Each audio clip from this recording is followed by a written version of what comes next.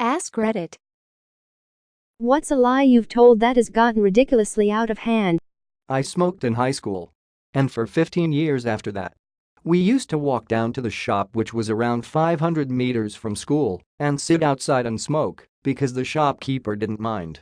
So I'm down there one day and nothing unusual happens, and then that afternoon I walk from school to my great-grandmother's place, who lived about another K or so from the school in the other direction. She was old, frail, and the most amazing person ever. Anyway, she had gone past the shops in a taxi that day and saw me smoking. She brought it up about having smokes in my pocket. I did, and I said no, she was mistaken, etc. A few weeks later my mom says Grandma Nanny saw you smoking and you lied to her. I said she did say that, but it wasn't true, she must have seen someone else. One thing led to another, and before I know it the family has decided Grandma has lost her marbles, and within a month the house was cleaned out and she was moved into a home. Fast forward a couple of years and she has genuinely lost her memory. Dementia is a cunt. I never got a chance to tell her the truth because by the time I had grown up and decided she was mostly gone. I think about it regularly. Oh my god, perfect thread for me. I bought a fleshlight when I was 15. What can I say, I was a horny ass teen, and after discovering them online, I knew I needed one. Two small problems: one, I'm underage. You need to be 18 to buy one. But I wasn't too worried about that. Two is I didn't have a job. Any money I got was from my parents, and I maybe had like $40 in my bank account. At the time a singular fleshlight was $80 I think, plus shipping brought it to over $100. I forget how much it was in total, but since I'm in Canada, cross-border fees raised the cost even more. Basically I sold a bunch of my video games to raise the proper amount, and since I was 15 and didn't have a credit card to process the payment, my plan was to get a money order, since Fleshlight accepted them, and to pay for it by debit, and my bank sent bank statements to my house once every month, so my plan was to get to that bank statement before my parents did. I usually got it before them anyways, since I always checked the mail. As long as they didn't see it, then everything would go off without a hitch. Well, something always goes wrong, right? I go to the post office, place my money order, tell the lovely older ladies behind the post office counter that I'm buying an anniversary gift for my parents as a cover-up. They think it's lovely. Perfect. I leave. Fleshlight received my money order and dispatched my shipment. Woo, it's all getting real now. All that's left is to check the mail every day and hide my bank statement from my parents and get my shipment while they're at work. I check the mail every day, no bank statement. Well, I didn't check the mail one day, and wouldn't you know it, that's the day my bank statement came in the mail, and yeah, my parents got to my bank statement before me.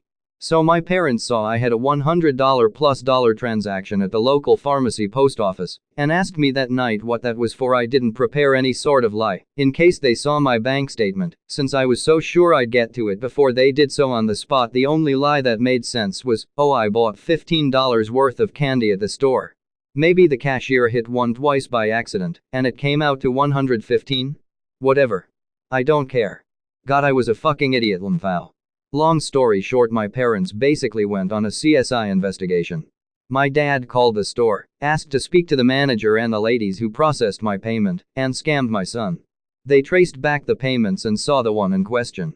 The manager spoke to the ladies, and they said they didn't do anything wrong, which they obviously didn't.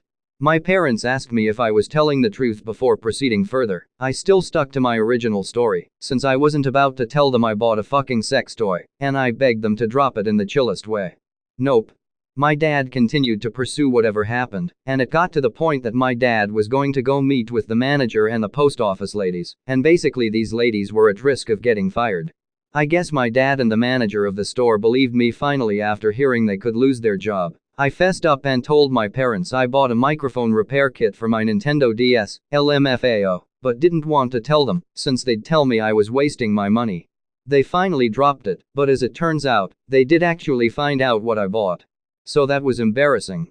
TLDR, almost got 2 women fired from the post office to cover up the fact that I bought a fleshlight. All of that and they still found out, haha. On my first day at work, someone offered to make me a cup of coffee, and they asked if it was how I liked it. I responded, perfect, thanks, which is considered to be typical British behavior. However, this was in fact not the perfect cup of coffee, not a perfect cup of coffee at all. Now I don't have the guts to turn to Steve and degrade his coffee making skills, and instead I have to suffer the consequences every single day and drink his rather shitty coffee. It's been over a year and I am still living this lie. I don't know how much longer I can cope with this. Fuck you, Steve. I made up this story about how I got stabbed in high school. It turned into a mess. Cops got involved. I had to go to court. Not good at it. Fell asleep last night, so here's the long story relatively summed up. I worked at a movie theater in high school. During winter break my senior year I had my wisdom teeth pulled. The doc's tool slipped and it cut me through my cheek inside and out. So he stitched it up and I went on my way. No big deal at all. I was laid up for a few days and then it was back to it at school. Well, I walked into my first class, and the teacher asked us what we were up to during break, and if any of us had any good stories. She decided to start with me since he saw the stitches on my cheek. I had forgotten about them altogether and on the spot I just blurted out that I had been stabbed behind the movie theater after closing up one night. I came up with a semi-elaborate story on the spot and was fully expecting someone to call me out on it. At that point I would have told everyone the truth no problem. Well, no one did and I decided to keep the lie going. By the end of the day my whole high school thought I got stabbed. Fast forward to work on Friday at the movie theater, and there are signs everywhere to not go outside alone, and to be on the lookout for this guy that stabbed me. At this point, I was feeling like things might have gotten a little out of hand. Then my general manager called the police to come down and do a police report with me. Then I lied about where it happened and how big the knife was. Straight to the police officer's face. Eventually I told him things were a little over my head, and this thing really blew up after an hour of talking to him and straight up lying about the whole thing. Needless to say he was pretty understandably upset about wasting his time. He ended up telling the general manager and I got suspended for 2 weeks. I had to go to court for lying to a police officer. Most people found out the truth and didn't have too big of a problem with it. I'm still really surprised I didn't lose my job after everything that happened. When I was about 16, I had a friend whose dad had a flat in London. One weekend a group of us stayed there and went out on a Saturday night, and ended up in her brother's university's student union bar. The university was music focused. Because we were underage and drunk, when talking to people we would lie about being uni students and which course we were on. I got talking to a guy, and when he asked me what I was studying I told him what I had been telling everyone else all night. Violin. The guy says, Me too. Which tutor do you have? Fuck. I say, oh, you know, the top level one. Clearly lying. He says, That's weird. I'm in the highest level group, and I haven't seen you before. I then proceed to tell him how I'm in a secret group that is even higher that not everyone knows about. He clearly doesn't believe me, and pulls his friend over who also studies violin. When I was somewhere around 18 to 20, I started a rumor that my brother had a lightning bolt tattoo on his penis. I had been punching him in the junk every morning to wake him up, and my parents had noted that he was walking funny in the mornings afternoon when he woke up. After about a week of this, my mom grabbed him and demanded that he show her his penis. He got away without showing her, but not too long after that he started getting people in public asking about his tattoo. When I thought it was really getting out of hand was a few months later. People at church started talking about his tattoo, and my brother had some people start asking him about it while he was there. He's told me he still gets asked about this every now and then, even though that was around 20 years ago. Not me but my cousin. Aged 13, she created a fictional boyfriend, but being a teenager with social media, it wasn't as easy as just saying he existed.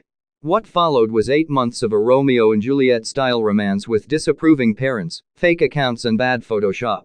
This ultimately ended in a dramatic turn of events when Luke, the imaginary boyfriend, tragically passed away of an undisclosed condition, never to be spoken of again. She came clean after receiving a sympathy card from her friend's parents. Not me, but a server buddy of mine told me a story once about how he took the first table of the night in a super thick southern accent. He was in theater, so it was actually really convincing. The only problem is the people at the next table overheard him, and he had to serve them next. Long story short, this kept up, and he had to talk to every single table over an 8-hour shift in a southern accent. When I was 11 I broke a vase. That vase had been through our family for generations, and I knew that if I got found out I would have been grounded forever. The vase was worth quite a bit, too, so it wasn't something that my family would just blow off as unfortunate or just a simple accident. No, this was serious. I ended up throwing the broken vase into our neighbor's trash bin and decided to pretend like someone broke into the house and stole the vase and a few other things. I left the front door open, messed up a few drawers in some of the rooms, and opened my mother's jewelry box. After that, I waited. It was probably the most anxious I've ever been. Eventually, my parents got home and discovered the break-in that I had created. I pretended to be asleep in my room and waited for them to barge in, asking what happened. They soon enough called the police, and I said I didn't know and was tired and just wanted to go back to sleep. The police searched through some security cameras from the neighbor's house and saw me carrying the vase through their yard and to their trash cans. Sure enough, my dad was furious, so he took me around back of the house and beat the living shit out of me with a lamp.